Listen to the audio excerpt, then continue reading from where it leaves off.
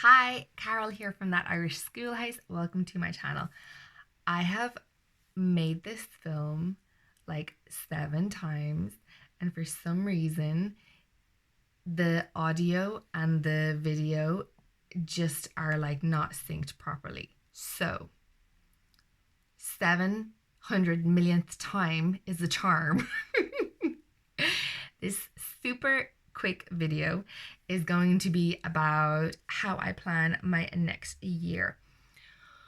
We are about 5 or 6 weeks into quarantine, lockdown, whatever you want to call it.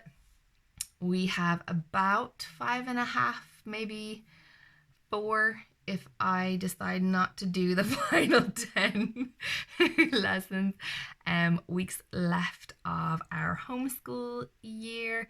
Nevy only has maybe 7 or 8 lessons left, so less than a week to go, or less than 2 weeks to go for her. I do have homeschool mom fatigue. I think not being able to get out and do our regular homeschool routine has been tough, because we do have a very autonomous homeschool. It is not just home.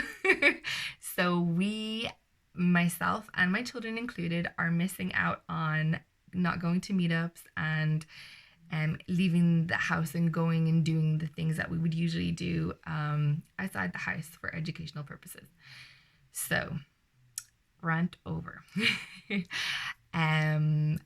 You'd think because I'd done it so many times before, I'd remember what I said, but now I'm starting again and I'm like, what did I want to say? Okay, so because I'm getting to the end of the school year, I am also thinking ahead what we are going to do for next year, because I like to get all that sorted and then enjoy the summer with my children. And then I have it all printed out usually and formed. So then when I decide to start, I don't have, 3 or 4 days of work to gather things together and buy supplies and order things. So usually I do that in end of May, beginning of June, which is usually when I finish up. So throughout the year, what I found this year has worked well is writing down as I go along what works, what doesn't work.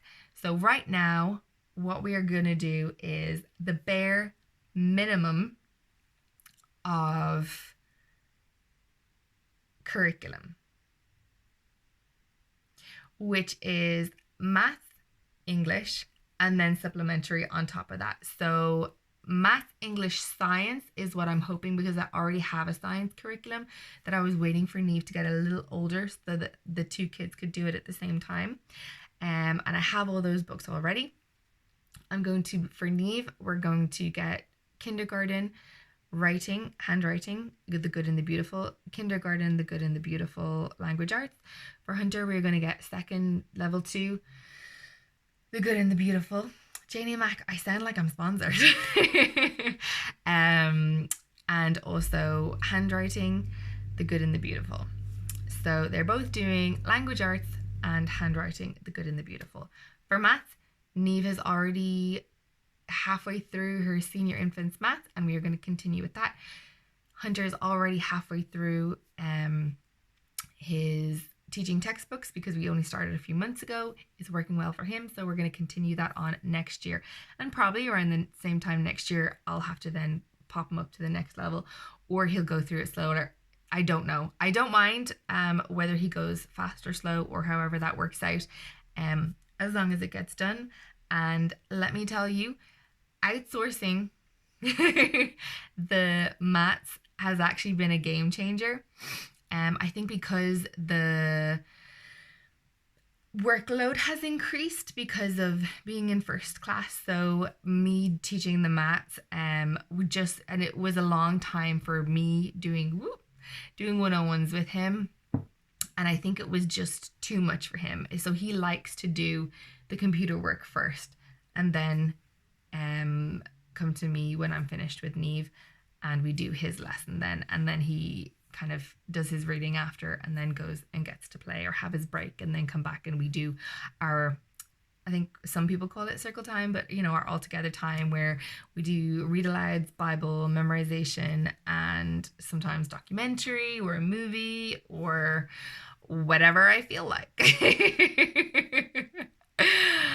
That's not passive aggressive. Okay, so they're doing maths is sorted because we already have it. The good and the beautiful language arts and handwriting. So I just need to buy the PDF, print it out, set it up. That's a whole other issue. I don't mind doing it. And when I say 3 days work, it's because I'm doing it at night when the kids aren't around, so that they don't like pick up, 2 sheets and then suddenly halfway through the year I'm like, where are these sheets? Where are they gone? I don't even know how to print them again.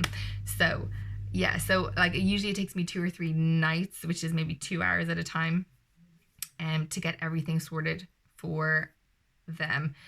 We do have a good printer, we have a fast printer, but then usually I'm like singing along to something or watching a movie at the same time. So I think that's why it takes so long, because I'm not giving it all my focus. Okay. Alongside that, I also have supplementary books. So what I'm planning to do this year is, especially for Hunter, although we'll probably do it together at family time, is the Life of Fred series, starting at book A. I've looked into it, I've YouTubed it, and the internet never lies, guys. Apparently it's amazing. So it's kind of like storybook explaining math concepts, which I think will probably help all the kids, no matter where they're at. Hunter's pretty good at maths, but I think it's going to be a good one overall to just like cement things in your head. Then we also have, I have supplementary books already that I bought last year that we didn't necessarily get to. I have a reading book, I have a read aloud book, some sticker books, and some activity books. So I just need probably one more read aloud book. And we got through our history books last year. We did famine, and we also did World War II. So I've got to research into what is going on next year that I might potentially want to do in history or look over in history. So that probably is my last thing that I might look into. I probably won't even do that until after December, because I want to try the science and see if the kids are old enough for that, and if they're engaging well with that. So yeah, we'll see. So English, maths, science, our regular read alouds, and then we're done.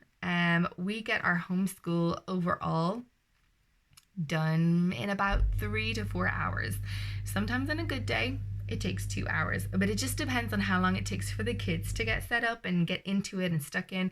Navy honestly only takes like maybe 20 minutes to do her English, and maybe the same or less to do her maths. That is, of course, me stopping and starting, waiting for her to go get pencils, and maybe Hunter's asking me for something in the meantime. So it's not 20 minutes of right. Ooh, my voice is breaking. I'm like a teenage boy. And then for Hunter, he does have a good hour and a half solid work.